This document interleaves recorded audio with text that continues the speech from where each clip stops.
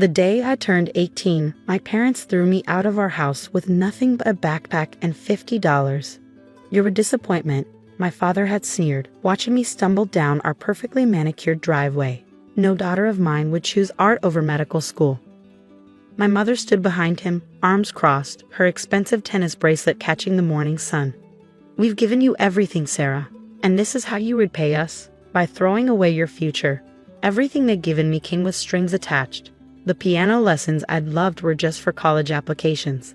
The art supplies I treasured were only allowed because they thought it would look good on my resume. Even my volunteer work at the local animal shelter had to stop because it wasn't prestigious enough. I remember standing at the end of our driveway, watching the massive iron gates close behind me. The home I'd grown up in, with its marble columns and manicured gardens, suddenly felt like a prison I was finally escaping. But freedom at 18, with no money and no plan, was terrifying. That's when Aunt Isabella stepped in. I didn't know she'd been watching that day. Didn't know she'd seen everything from her sleek black Mercedes parked down the street. Aunt Isabella, my father's older sister, had always been the black sheep of the family. While my father chose to be a surgeon for the prestige and money, she'd built her technology empire from scratch. "Get in," she'd said, pulling up beside me. I'd always loved my Aunt Isabella. She was everything my parents weren't: warm, genuine, and more interested in who I was than what I could become. In her fitted blazer and Christian Louboutin heels, she looked every bit the CEO she was, but her eyes were kind. "They're wrong about you, Sarah," she said as we drove away. "Art isn't just about painting pretty pictures. It's about seeing the world differently. That's what makes great innovators." That day changed everything. Aunt Isabella didn't just give me a place to stay, she gave me a future. Her penthouse became my home, her guidance my compass. While my parents told everyone I'd run away to avoid responsibility, Aunt Isabella helped me apply to art school. She saw what they couldn't, that my artistic vision could revolutionize user interface design. For 5 years, I thrived. Graduated top of my class. Started working at Isabella's company, Montgomery Tech, designing interfaces that would change how people interact with technology. My parents never called, never checked if I was alive. Their silence hurt, but Aunt Isabella's pride healed those wounds. "You're exactly where you're meant to be," she'd tell me, watching me work late into the night on project deadlines. What I didn't know was that she was sick. Terminal cancer, diagnosed 6 months ago.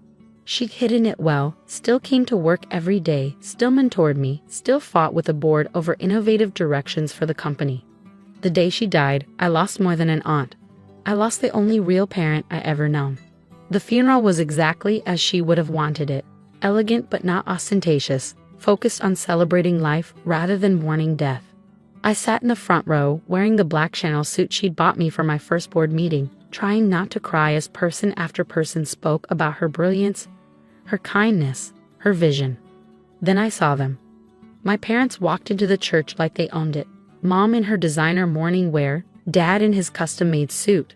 They hadn't aged well. Money might buy expensive clothes, but it couldn't hide the bitterness etched into their faces. They spotted me immediately, their eyes narrowing with recognition. "Sarah," my mother's voice was honey-sweet poison as she approached. "Darling, we've been so worried." I almost laughed. 5 years of silence, and now they were worried. "What are you doing here?" I asked, my voice steady. Aunt Isabella had taught me how to stay composed under pressure. "She was my sister," my father said stiffly. "Of course we're here. And you, well, it's time to come home, Sarah. This rebellious phase has gone on long enough." Before I could respond, a tall woman in an impeccable suit approached us. "Ms. Montgomery," she said, addressing me. "I'm Victoria Chen, your aunt's personal attorney. The will reading will begin shortly in the private chamber. Would you please follow me?" My parents' expressions shifted instantly. "Will reading?" My father's voice sharpened with interest. "We're her only living relatives. Well, aside from Sarah, but surely." Ms. Chen's face remained professional, but I caught a glint of something like satisfaction in her eyes. "All will be explained shortly. Please follow me." The private chamber felt too small for the tension filling it. My parents sat across from me, trying to look concerned while their eyes kept darting to Ms. Chen's briefcase. I touched the delicate pendant Aunt Isabella had given me on my last birthday, a tiny silver key with the words "Future Unlocked" engraved on it. "Before we begin," Ms. Chen said, "Ms. Sarah, Would you please show me your necklace? My parents looked confused as I removed the necklace. Ms. Chen examined it, nodded, then reached into her briefcase. Now, she said, I'll read the last will and testament of Isabella Montgomery, CEO of Montgomery Tech and majority shareholder of Montgomery Industries. What happened next would change everything. I, Isabella Montgomery, being of sound mind, hereby declare this to be my last will and testament. Ms. Chen began reading. The room felt charged with electricity as she continued. To my brother Richard and his wife Margaret. My father leaned forward eagerly. I leave precisely what they gave my beloved niece Sarah 5 years ago, $50 and the chance to walk away. The room exploded. This is outrageous, my father shouted, his face turning purple. I'm her only sibling. Ms. Chen continued as if he hadn't spoken.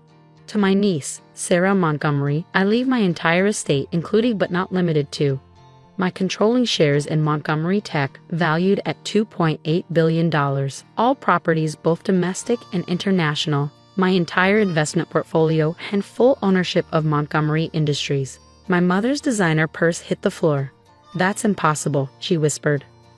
Furthermore, Ms. Chen pressed on, I hereby name Sarah Montgomery as my successor, effective immediately upon my death, as CEO of Montgomery Tech and President of Montgomery Industries. The key around my neck suddenly felt heavier. This was what Aunt Isabella had been preparing me for all along. Those late nights reviewing company reports, the board meetings she insisted I attend, the business courses she'd encouraged alongside my art degree. It hadn't just been mentorship. It had been training. This is absurd. My father stood up, knocking his chair backward. She's just a stupid girl who draws pictures. She can't run a multi-billion-dollar company. Ms. Chen pulled out another document. Actually, Sarah has been effectively running Montgomery Tech's UI/UX division for the past year, leading to a 40% increase in user satisfaction and a significant rise in stock value. Isabella kept detailed records of Sarah's contributions. My mother switched tactics instantly, her face morphing into concerned motherly worry. Sweetheart, she reached for my hand. I pulled away. This is too much responsibility for someone so young. Let us help you. We're family after all. Family? My voice was quiet but firm. Family doesn't throw their daughter out with $50. Family doesn't abandon their child for following her dreams. Aunt Isabella was my family. Now, Sarah. My father's tone turned threatening. Think carefully about what you're doing. We'll contest this will. You're clearly not mentally prepared for this responsibility. Ms. Chen smiled for the first time. Isabella anticipated this reaction. She pulled out a flash drive. This contains 5 years of documented attempts by both of you to access Isabella's accounts, including fraudulent documents using her signature. She kept everything. She also documented your attempts to bribe board members to vote against Sarah's projects. My parents paled. Additionally, Ms. Chen continued, there's a letter here for Sarah. She handed me an envelope with my name written in Aunt Isabella's elegant handwriting. My darling Sarah, if you're reading this, then everything has happened as I predicted. Your parents have shown their true colors once again. But you, my brilliant girl, are ready for this, more ready than you know. I didn't choose you as my heir because you're my niece. I chose you because in the past 5 years, you've shown every quality a true leader needs. Your artistic vision isn't a weakness, it's your greatest strength. You see possibilities others miss. You understand that technology should serve humanity, not the other way around. The key you wear isn't just symbolic. In my private safe, combination is your birthday. You'll find everything you need to know about the company, including some projects I've kept secret from the board. One in particular will change everything. Project Legacy. Your parents never understood that true wealth isn't about money. It's about making a difference in the world. Don't let anyone tell you you're not ready. You've been ready since the day you chose to be true to yourself, even when it costs you everything. All my love, Aunt Isabella. P.S. The safe also contains evidence of your father's involvement in some rather questionable medical practices. Use it if necessary. I folded the letter carefully, feeling strength flow through me. When I looked up, my parents were whispering urgently to each other. Ms. Chen, I said, my voice clear and confident, please have security escort my parents out. And prepare papers bearing them from entering any Montgomery Tech property. You ungrateful little. My father started. I'm not done, I cut him off. Also prepare a press release announcing my position as CEO, and set up a board meeting for tomorrow morning. You'll regret this, my mother hissed as security arrived. We're not finished. Actually, we are. I stood channeling every ounce of Aunt Isabella's grace. Oh, and Dad. I'm sure the medical board would be very interested in Project Legacy's findings about your experimental procedures. Their faces went ash white. After they were gone, Ms. Chen smiled. Your aunt would be proud.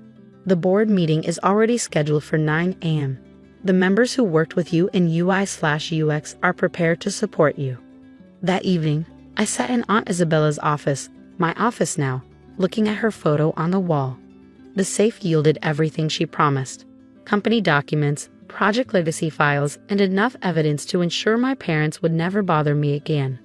1 year later, Montgomery Tech launched Project Legacy, a revolutionary healthcare ad that would make quality medical care accessible to everyone, not just the wealthy. The press called it visionary. The board called it our greatest achievement. My father called his lawyer, but by then, his medical license was already suspended. My mother tried reaching out once when our stock price tripled. I had her number blocked. The key pendant still hangs around my neck, but I don't need it to remind me of who I am anymore. I'm Sarah Montgomery, CEO of Montgomery Tech, and like my Aunt Isabella, I believe in using power to make a difference, not to make others feel powerless. Sometimes, late at night working in my office, I swear I can feel Aunt Isabella's presence, smiling at the designs scattered across my desk. Designs that will shape the future. She taught me that success isn't about proving others wrong. It's about proving yourself right. As for my parents, last I heard, they'd moved to a smaller house in the suburbs.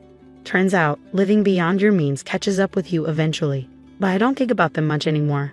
I'm too busy building the legacy Aunt Isabella always knew I could create. The stupid girl who draws pictures, she just changed the world.